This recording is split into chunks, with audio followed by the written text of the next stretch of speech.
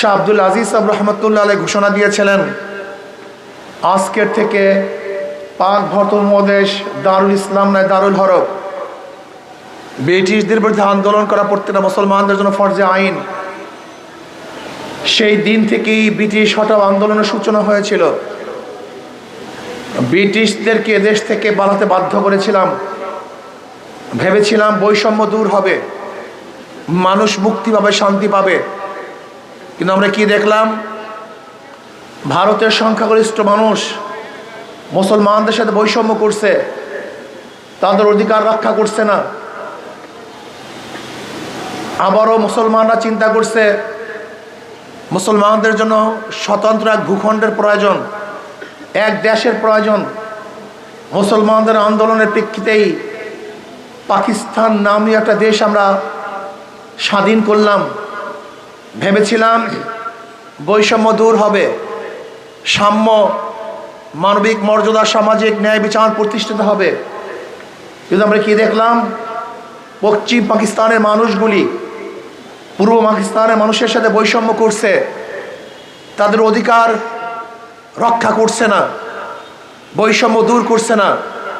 ৭১ মানুষ বৈষম্য দূর করার জন্য, মানুষের মুক্তির জন্য ৩ স্লোগানের ভিত্তিতে সাম্য, মানবিক মর্যাদা, সামাজিক ন্যায় বিচার, এই ৩ স্লোগানের ভিত্তিতে পশ্চিম পাকিস্তান থেকে পূর্ব পাকিস্তানকে আলাদা করেছে, স্বাধীন এক বাংলাদেশ কায়েম করেছে। ভেবেছিল বৈষম্য দূর হবে, মানুষ মুক্তি পাবে, শান্তি পাবে। কিন্তু আমরা কি দেখলাম?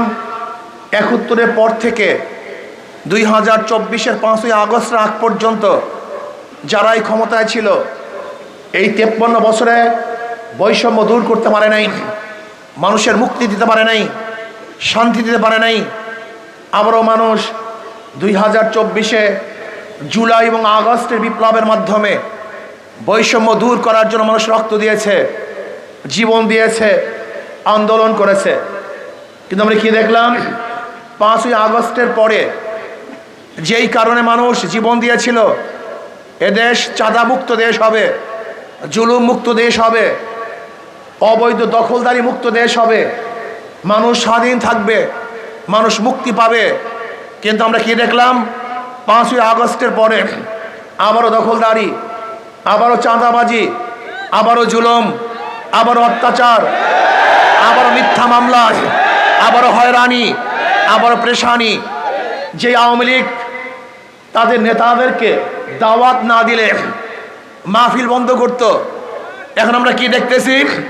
বিএনপি লিডারদেরকে যদি দাওয়াত না দেয় তাহলে মাহফিল বন্ধ করে দেয়। তার মানেটা কি?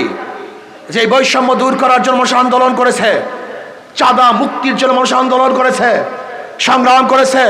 মনে রাখতে হবে, অবশ্যই বিরোধী দল বিএনপিকে মনে রাখতে হবে, এদেশের মানুষ শুধু একটা নির্বাচনের জন্য আন্দোলন করে নাই, শুধু একটা নির্বাচনের জন্য সংগ্রাম করে নাই, মানুষের মুক্তির জন্য, মানুষের অধিকারকে ফিরিয়ে দেওয়ার জন্য।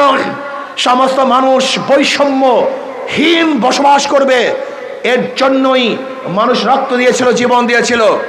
কিন্তু আমরা দেখতেছি না, একদল এই সুযোগে আবারও জুলুম, অত্যাচার, অবিচার, নির্বিচারে হত্যা, আবারও মিথ্যা মামলা, আবারও দখলদারি, চাঁদাবাজি শুরু করেছে।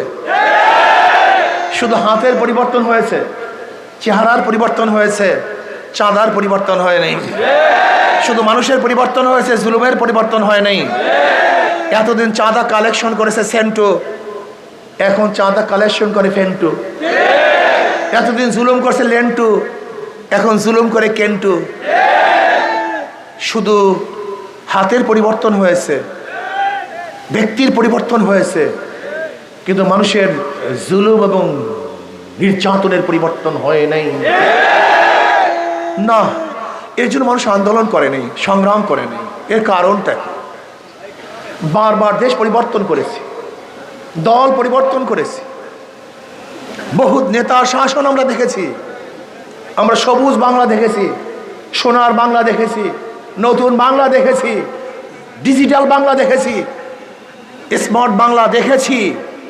আমরা আইয়ুব খানের শাসন দেখেছিলাম, আমরা শেখ সাহেবের শাসন দেখেছিলাম, আমরা জিয়াউর রহমানের শাসন দেখেছি, আমরা সত্তার সাহেবের শাসন দেখেছি, আমরা শাসন দেখেছি খালেদা জিয়ার, আমরা শাসন দেখেছি শেখ হাসিনার, বহু শাসন বহু শাসক দেখেছি, লেকিন মানুষের ভাগ্যের কোনো পরিবর্তন দেখি না। এর কারণটা কি? এর কারণটা কি? আমার জনগণ বাবারা, আমার জনগণ ভাইয়েরা, আমার জনগণ বাবারা, জনগণ ভাইয়েরা, মনে রাখতে হবে, বুঝতে হবে, মাদার গাছ লাগিয়ে আমের আশা করা যায় না, তেঁতুল গাছ লাগিয়ে মিষ্টি ফলের আশা করা যায় না। আমি বারবার উদাহরণ দেই, একজনের নাম এ, একজনের নাম বি, একজনের নাম সি।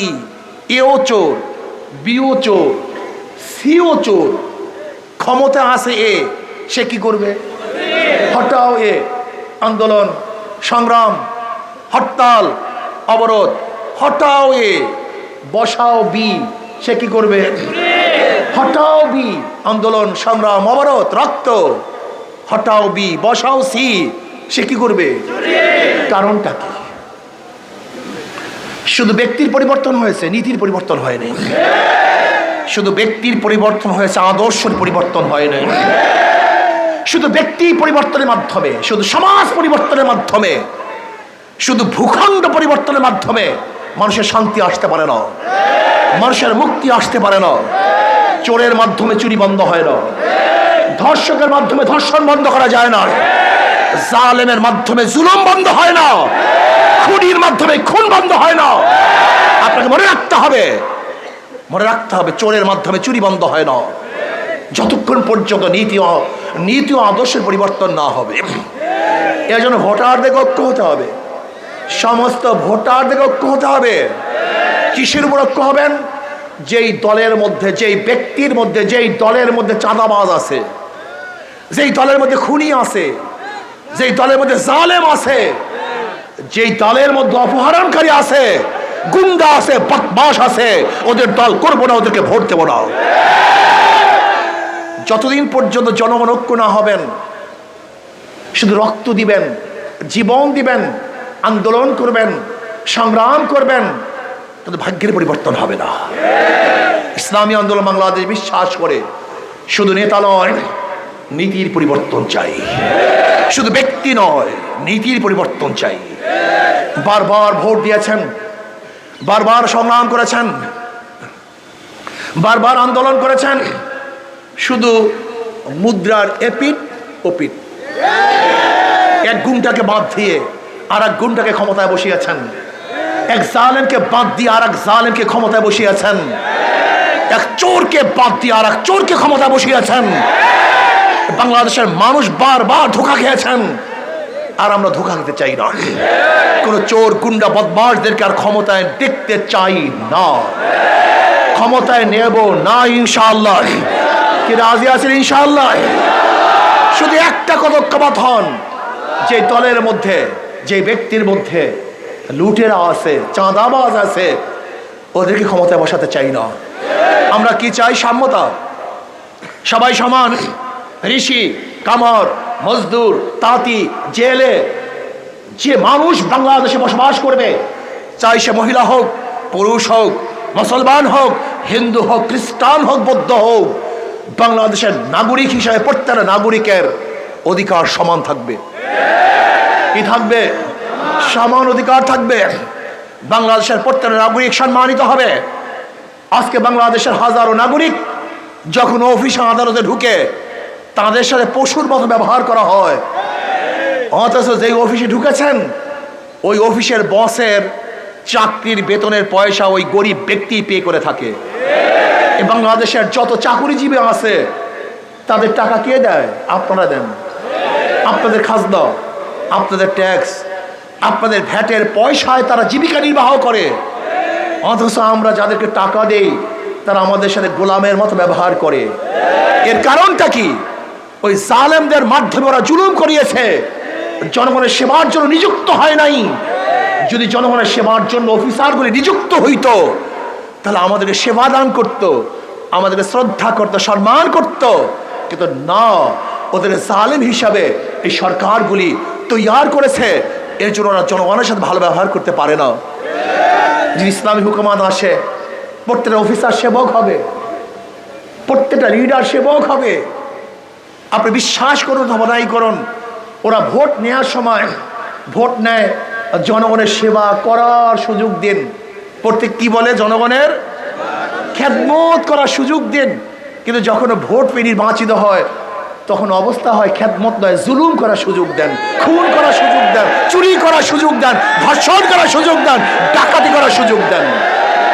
আর ডাকাতকে দেখতে চাই না, চোরকে দেখতে চাই না।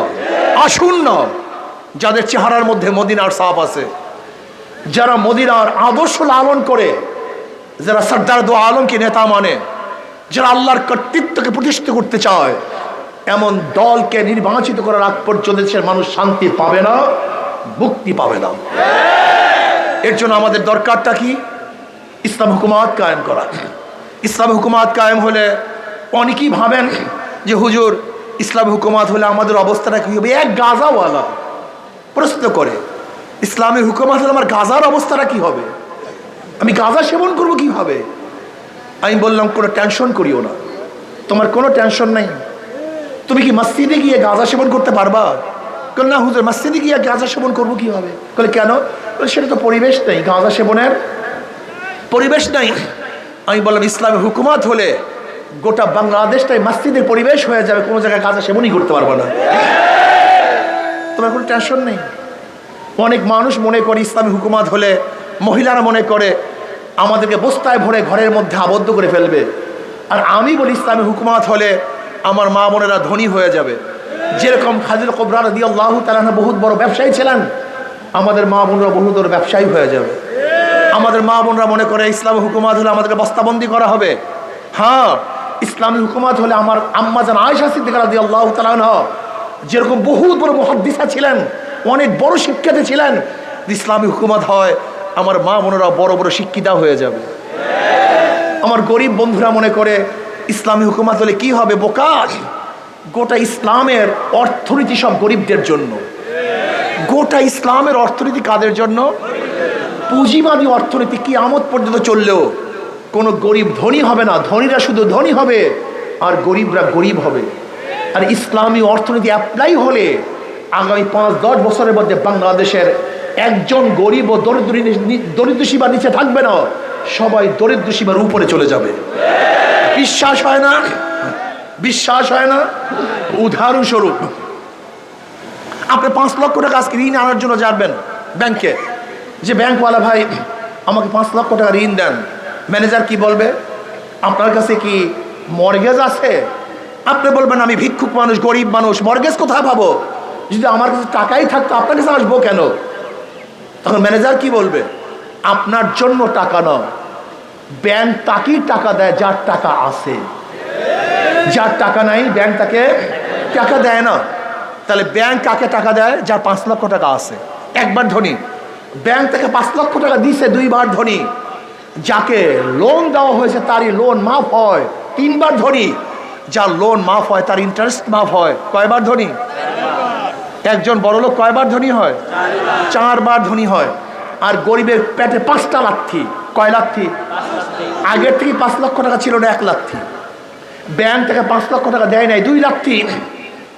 তার লোন মাফ হয় নাই, 3 লাথি। তার ইন্টারেস্ট মাফ হয় নাই, 4 লাথি। আর যেই বড় লোককে টাকা মাফ করা হয়েছে, যে ওই টাকা বাংলাদেশ ব্যাংকে থাকতো, তাহলে বাংলাদেশের নাগরিক হিসাবে আমি গরিব হিসাবেও সেই টাকার মালিক আমি ছিলাম। কিন্তু বড় লোককে মাফ করার কারণে গরিবের পেটের মধ্যে আর কয় লাথি? আর 1 লাথি, মোট 5 লাথি। গরিবরা 5 বার গরিব হয় আর ধনীরা 4 বার ধনী হয়। এই অর্থনীতি কিয়ামত পর্যন্ত চললেও কোনো গরিব ধনী হবে না, কোনোদিন না। হয়েছে আজকে 53 বছর পর্যন্ত দেখেন তো কোনো গরিব তারা বাংলাদেশের সরকারের সিস্টেমের কারণে ধনী হয়েছে? আমাকে একটা প্রমাণ দেখেন। বলতে পারো যে অমুক গরিব তো ধনী হয়েছে তার নিজের কারণে, বাংলাদেশ সরকারের সিস্টেমের কারণে নয়, নিজের কারণে, হয়তো অন্য কোনো কারণে ধনী হয়েছে। কিন্তু বাংলাদেশ সরকারের পলিচির কারণে কোনো গরিব ধনী হতে পারে নাই। ইসলামী অর্থনীতি, সমস্ত অর্থনীতি গরিবদের জন্য। জাকাত কাদের জন্য? কথা বলেন। মানত কাদের জন্য? ওসর কাদের জন্য? সবই তো গরিবদের জন্য। দান গরিবদের জন্য, মানত গরিবদের জন্য। ইসলামের গোটা অর্থনীতি গরিবদের জন্য। আপনারা জানেনই না, বর্তমান বাংলাদেশের গভর্নর বলেছেন যে মাত্র 4 পরিবার 2 লক্ষ কোটি টাকা নিয়ে গেছে। কয় লক্ষ কোটি টাকা? কয় পরিবার? মাত্র 4 পরিবার। এক পরিবারের ভাগে পড়ছে 50,000 কোটি টাকা। 50,000 কোটি টাকা। আপনারা কি জানেন গোটা বাংলাদেশের জনগণের কাছে যেই পরিমাণের টাকা, মাত্র 20-25 পরিবারের কাছে এই পরিমাণের টাকা। গোটা বাংলাদেশের জনগণের কাছে যেই পরিমাণের টাকা, মাত্র 20-25 পরিবারের কাছে এই পরিমাণের টাকা। আপনি কি জানেন এখানে যারা দাঁড়ানো আছে আপনাদের মাথার উপরে ঋণ কত? বাংলাদেশের প্রত্যেকটা নাগরিকের মাথার উপরে 1.5 লক্ষ টাকা ঋণ। 1.5 লক্ষ টাকা ঋণ। আজকে যে শিশু জন্মগ্রহণ করবে তার মাথার মধ্যে 1.5 লক্ষ টাকা ঋণ। আপনি কি জানেন বাংলাদেশ থেকে কত টাকা পাচার হয়ে গেছে? 14 লক্ষ কোটি টাকা। কোন কোন রিপোর্টের মধ্যে আসছে 18 লক্ষ কোটি টাকা পাচার হয়ে গেছে। সব আপনাদের টাকা। আশ্চর্য হয়ে যায় গরিবদের চেহারার দিকে তাকালে। ইসলামের গোটা অর্থনীতি গরিবদের জন্য, অথচ কপাল পরা গরিব ইসলামকে পছন্দ করে না। ওই যে ভোটের সময় 500 টাকার নোট, আর যুবকদেরকে একটা ফেন্সিডিলের বোতল, একটা ইয়াবার কলকি ধরায় দেয়, ওরা ভুলে যায়। আমার গরিব বন্ধুরা ওই 500 টাকার নোটের উপরে লাথি মারেন, ইসলাম হুকুমত কায়েম করেন। আমি চ্যালেঞ্জ দিয়ে বললাম, আগামী 5-10 বছরের মধ্যে সমস্ত বাংলাদেশের গরিবরা দরিদ্র সীমার উপরে চলে যাবে ইনশাআল্লাহ। ইসলাম হুকুমত যদি কায়েম হয়, মানুষ মুক্তি পাবে, শান্তি পাবে। বাংলাদেশের প্রত্যেকটা নাগরিক, সে যে ধর্মেরই হোক না কেন, সে সম অধিকার নিয়ে বসবাস করবে। মুসলমানদের সেই অধিকার থাকবে, হিন্দুদের সেই অধিকার থাকবে, খ্রিস্টানদের সেই অধিকার থাকবে, বৌদ্ধদের সেই অধিকার থাকবে। বাংলাদেশের প্রত্যেকটা নাগরিক সমান অধিকার ভোগ করবে।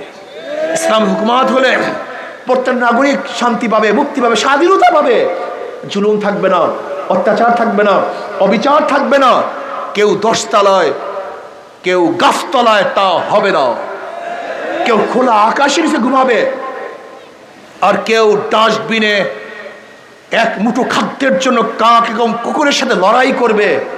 তা আর বাংলাদেশ আমরা দেখতে চাই না। কেউ বস্ত্রহীন থাকবে তা দেখতে চাই না। কেউ ক্ষুধার্ত থাকবে তা দেখতে চাই না।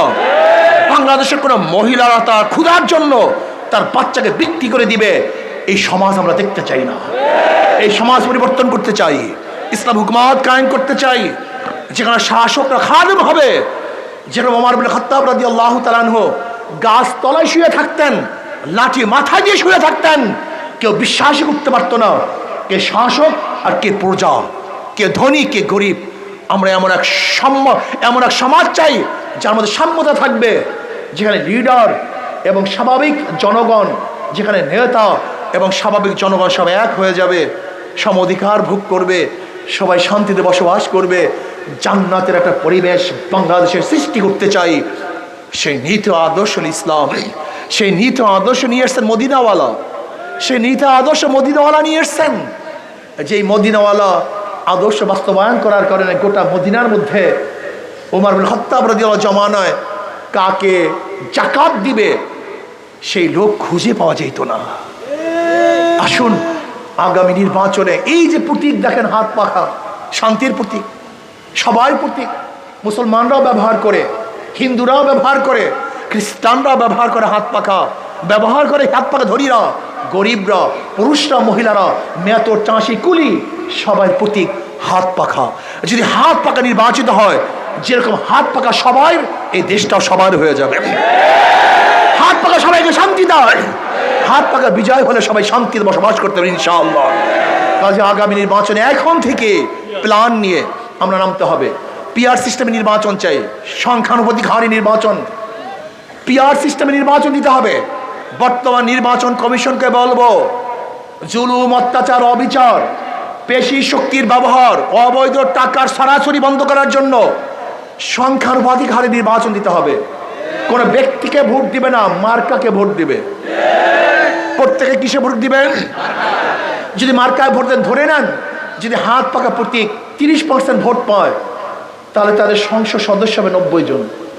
কি বলা ঠিক না? আসুন, পিআর সিস্টেম নির্বাচন চাই। পল্লী বিদ্যুতের সাথে যে জুলুম করা হচ্ছে, অত্যাচার করা হচ্ছে, এখনো পল্লী বিদ্যুতের অনেক অফিসাররা জেলের মধ্যে ধুকে ধুকে জীবনের সাথে লড়াই করছে। আমি বলবো যে বর্তমান জ্বালানি কমিশন যিনি আছেন, তিনি তদন্তের ভিত্তিতে যারা দোষী তাদেরকে শাস্তি প্রয়োগ করুন, আর যারা দোষী না তাদেরকে ছেড়ে দেওয়ার ব্যবস্থা করুন। এবং পল্লী বিদ্যুতের মধ্যে যে ঝামেলা চলতেছে, বৈষম্য চলতেছে, সেই বৈষম্য দূর করে সুন্দর এক পল্লী বিদ্যুৎ উপহার দেন, যার মাধ্যমে মানুষ সুন্দর মতো বিদ্যুতের সেবা পেতে পারে। সেই ব্যবস্থা আপনাকে অবশ্যই করতে হবে। আর গ্যাস, ভোলার গ্যাস ঘোলায় বন্টন করা, এটা তাদের প্রায়োরিটি। এবং ভোলার গ্যাস যেন আমরা বরিশালেও পাই, বরিশাল বিভাগেও ভোলার গ্যাস যায়, যেহেতু এটা জাতীয় সম্পদ, এটা কোনো ব্যক্তিগত সম্পদ না। ভোলার মানুষও উপকৃত হবে। পার্শ্ববর্তী বরিশাল বিভাগেও যদি ভোলার গ্যাস দেওয়া হয়, তাহলে সেখানে ইন্ডাস্ট্রিজ গড়বে, বরিশালের বিভাগের মানুষ সেই ইন্ডাস্ট্রিজে কাজ করবে, কর্মসংস্থা বাড়তে থাকবে, বরিশাল বিভাগটা আলহামদুলিল্লাহ অর্থনৈতিকভাবে চাঙ্গা হয়ে যাবে। কাজে আমরা সবাই সমৃদ্ধভাবে এই দেশকে গড়ার চেষ্টা করি, চিন্তা করি। আল্লাহ আমাকে এবং আমাদের সবাইকে, এবং ভোলাই ব্রিজ, বরিশালের সাথে একটা ব্রিজের খুবই প্রয়োজন, এই ব্রিজটা জলদি জলদি করার জন্য অনুরোধ করব। আমরা আসুন আগামীতে হাত পাখাকে বিজয় করি, ইসলাম হুকুমত কায়েম করি। আল্লাহ